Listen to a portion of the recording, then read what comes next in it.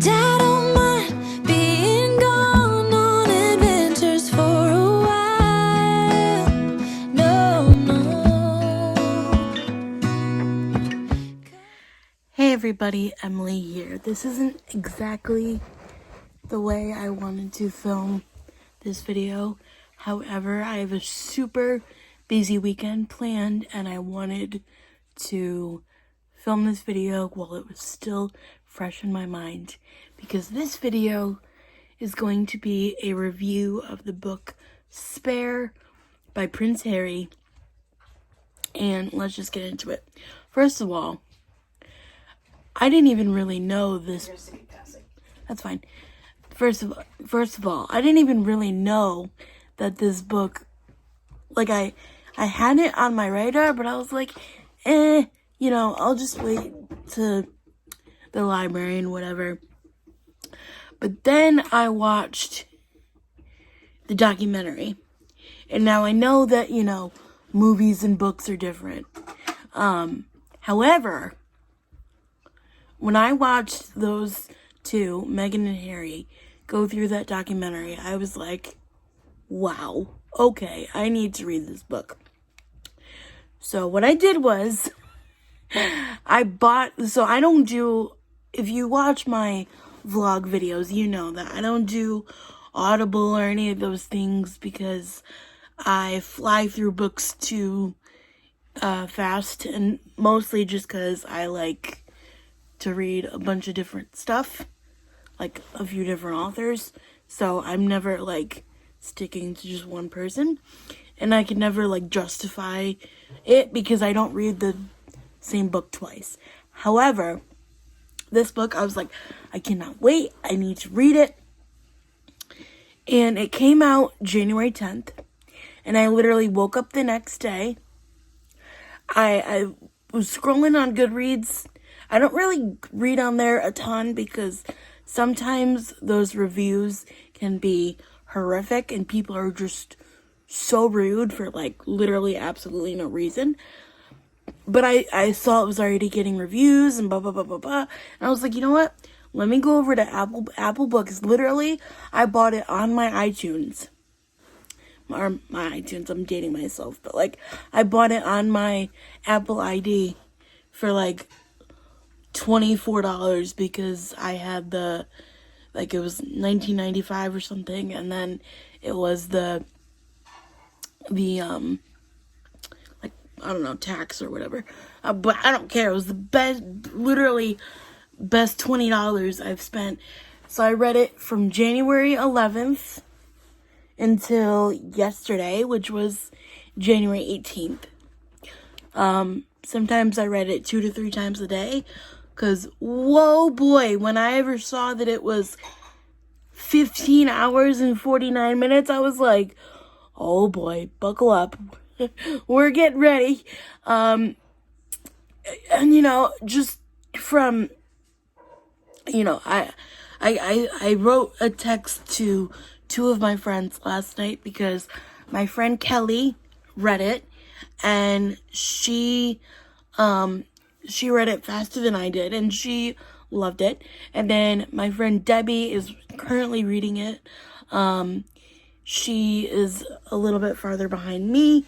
But I wrote the same message to the both of them, and I said, this man literally poured it all out on these pages, literally. I mean, if you know, you read that chapter, or you listen to it, from his own voice. No, all in good fun, sometimes. Sometimes I was hysterically laughing, and then sometimes I was hysterically sobbing, and then other times I was just, rage mad, and I don't know, that book was literally an emotional roller coaster. I'm almost okay, are you gonna write another one? Can we have more? Can we have a podcast? Can we have, maybe a TV show? I don't know. Can we have a YouTube vlog? Maybe. I don't know. No, but, he really just poured it all out. Okay, so can we talk about grief for a second? And just the emotional wreck, but also like the power of people's words, okay? First of all, Princess Diana died in 1997. I was born in 1997. So I have no memory of that whatsoever. But to hear him in such detail talk about what he went through that day, saying how him and Willie, had to be very somber. They couldn't cry.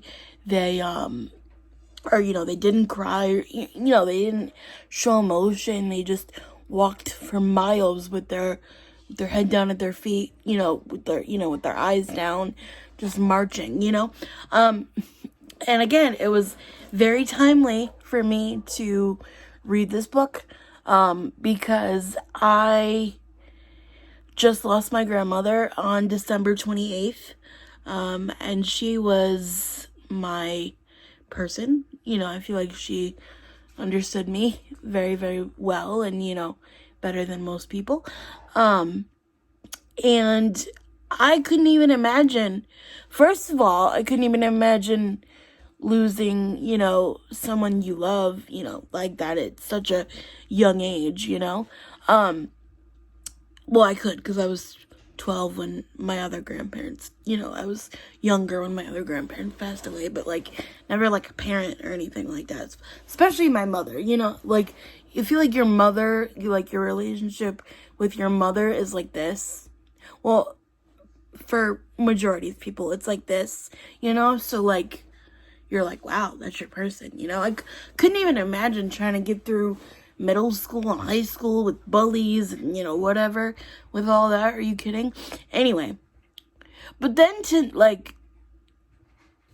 so, I couldn't even imagine, not being able to show emotion at my grandma's funeral or her wake or, anything like that. Oh, my heart just broke for him. But so, and here's the thing I want to say about, how the words matter and stuff. There was a part in there where he said, oh, well, my father and my brother could never be on the same plane, because if there was ever a accident or something, then you have the next in line, and then the next in line besides him, just gone. But he goes, but I was the spare, or I'm the spare, so it doesn't matter what plane I go on, or where I'm going or whatever. Same with cars or whatever. I assume they, they went in motorcades everywhere, right? But could you even imagine? Now, listen, I understand, oh, your older sibling, they're older than you, or when the younger one comes along, they say, oh, the baby gets, hand-me-downs, or the last one gets whatever they want. But literally, could you imagine, with a stone cold face, I assume, because that's, I'm hearing his story. With a stone cold face, somebody goes, oh yeah, it doesn't matter, because you're just the backup. No one, oh, first of all, oh my God. It's that alone, forget, oh, losing your mother at a young age. That alone right there would mess me up. I'd be like, I'm a what now? I'm only a second, an afterthought to you. I'm the just in case. I'm the, I'm the backup outfit if you go on vacation and something happens to your main one. I'm like, oh my God. I was furious. And then, obviously him, recounting his, military service, his military service. I have a deep, deep respect and appreciation for anybody who puts their life on the line to protect me and my family. And I thought that it was cool that he wanted to be somewhat normal and like do like not do what the average, you know, man does, because like not everybody signs up for the military, but like, you know, do what maybe a majority of them do, and be in the military. I did think it was kind of interesting how he had like what do you call it,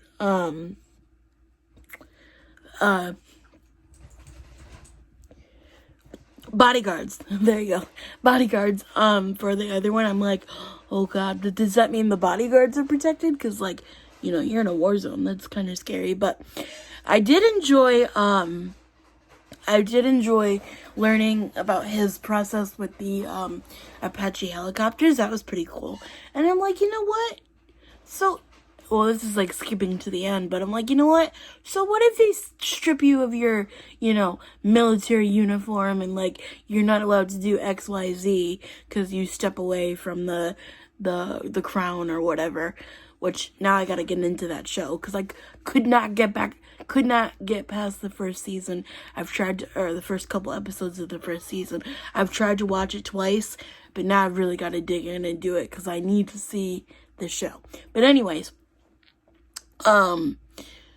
so, you know, like forget they do all that. Like, what if you just like buy a helicopter and fly it?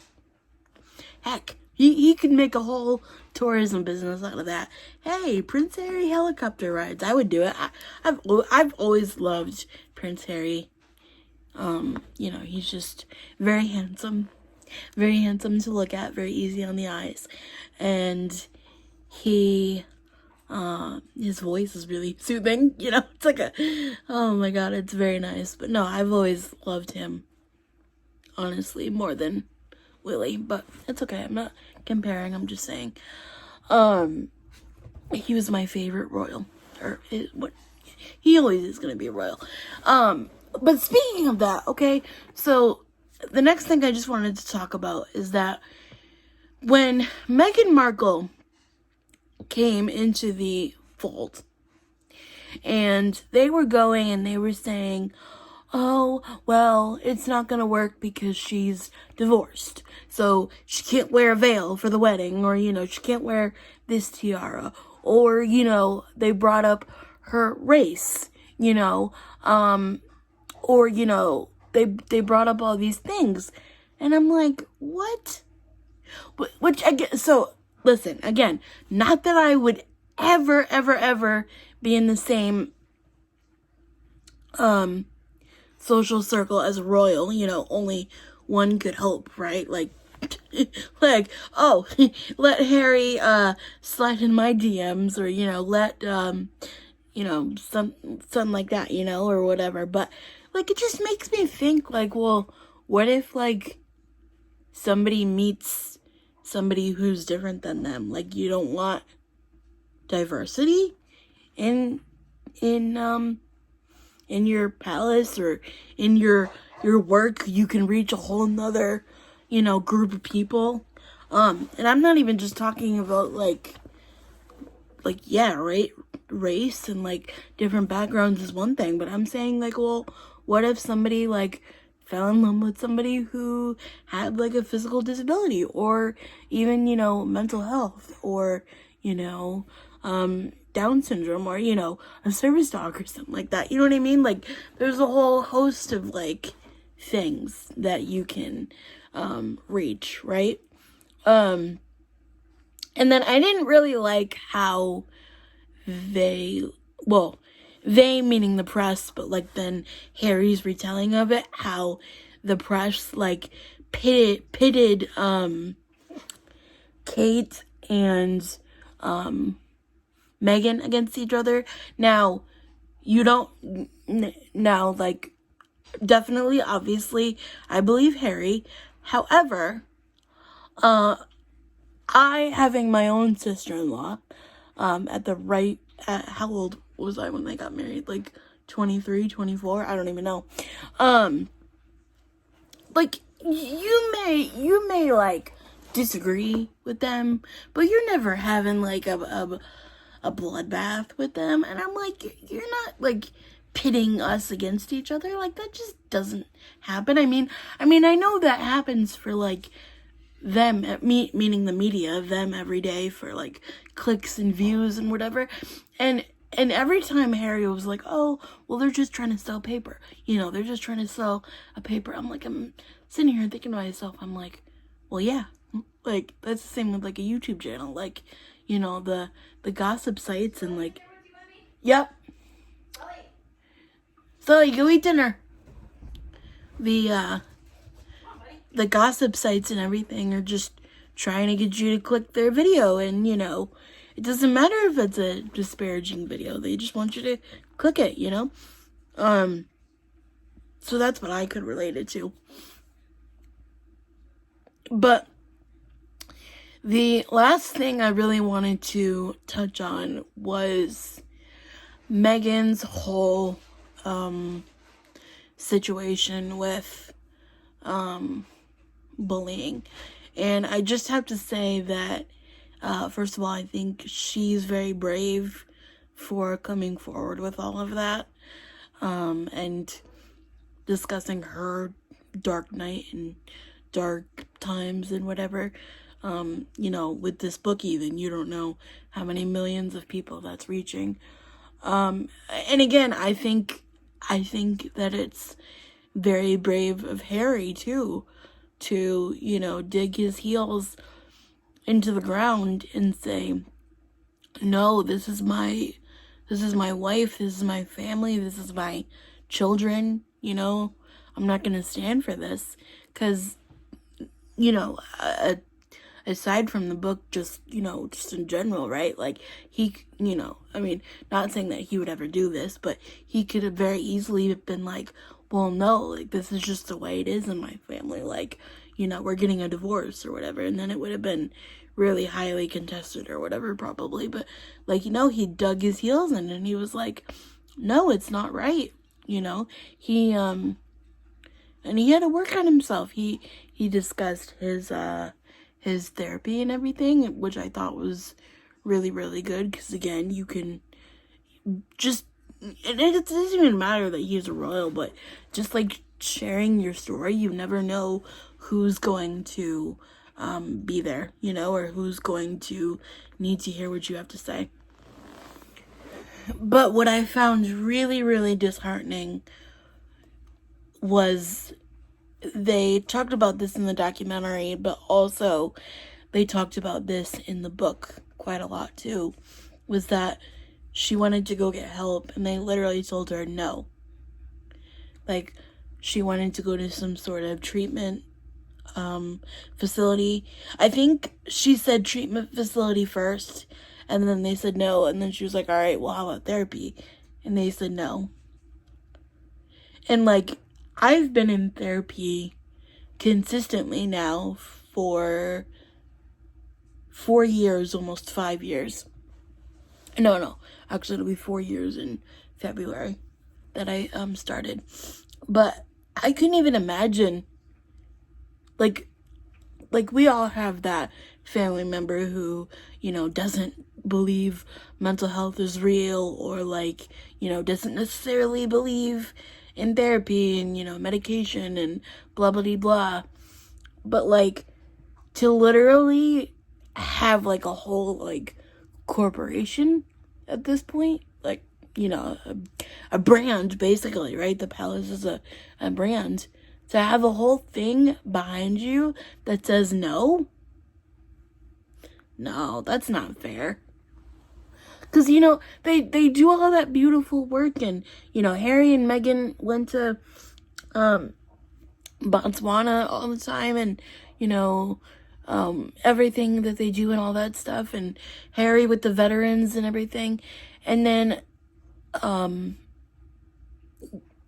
like, and, you know, Diana was always very active with, like, the HIV and AIDS, you know, crisis and situation.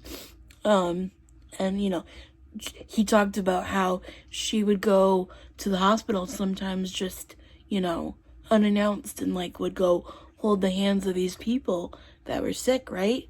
And, you know, give them a little comfort. And you know, for all of that to do like work on the public, but like have somebody crying out and screaming for help and say no, like, oh, that broke my heart in a million pieces.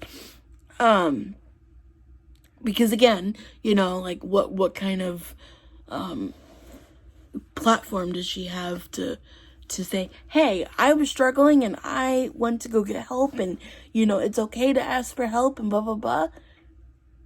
You know, like, cause that's, listen, I've had to do that. That's hard enough to do by itself, is to say, hey, this isn't right. Like, I need help, you know? So yeah, I was very upset with that. To be completely 100% honest, I was really upset. But overall, I would honestly give the book 5 out of 5. I loved it. Loved every single bit of it. I think it's really powerful. And I loved that they had him read it, you know, like narrate it. Because I think that it's really powerful when you hear somebody's story and you hear it from their own mouth, you know? Because they add certain emotion to it and, you know, everything like that. But it also gives them a chance to, like, take their power back. And you know, we often hear about it later that it's, you know, it's often very therapeutic for people to write books or share stories or whatever, and, you know, stuff like that. But with that being said, thank you so much for watching, and I'll see you in the next one. And if you've read it, if you have read the book, let me know your thoughts and opinions down below. Bye, guys.